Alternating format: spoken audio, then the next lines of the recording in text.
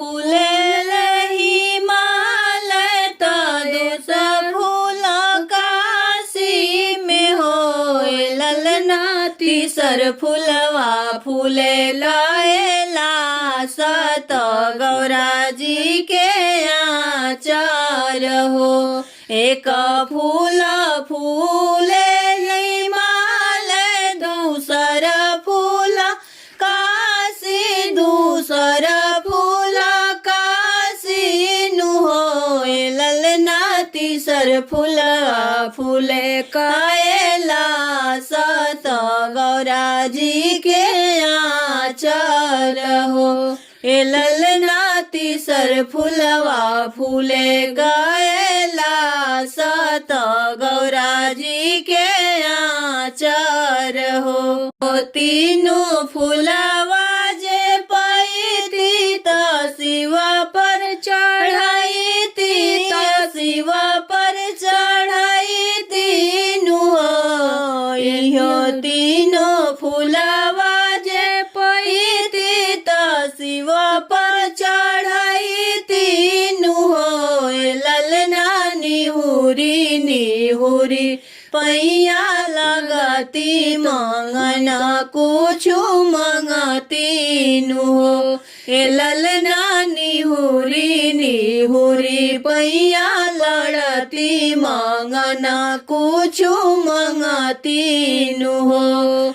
एक फूल फूले लई माल दूसर फूल काशी दूसर फूल काशी में होए ललना तीसर फूलवा फूल कायला सत गौरा जी के आचार हो। ए ललना तीसर फूलवा फूले कायला सत गौरा जी के आचार हो। आवाजे मंगती कलश भारा पुतवा को खिया भारा पुतवा को खिया भारा हो। ललना मंगती जे दुई रे लालनवा आंगन बीचे खेलते नु हो। ललना मंगती जे दुई रे लालनवा आंगन बीचे खेलते नु हो। पूत पवनी जे कार्तिक दूसरे में धिया मानु हो रे में धिया मानु हो।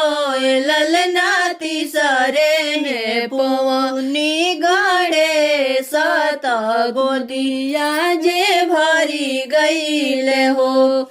एक पुत्र पवनी जे कार्तिक दूसरे में धिया पानी दूसरे में धिया पानी हो। ललना तीसरे में पानी गड़े सत गोदी मोरे भरी गईले हो। ए ललना तीसरे में पवनी गड़े सत गोदी मोरा भरी गईले हो। एक फूल फूले हिमालय दूसर फूल काशी दूसर फूल काशी में होए ललना तीसर फूलवा फूले कायला सत गौरा जी के आचार हो। ए ललना तीसर फूलवा फूले कायला सत गौरा जी के आचार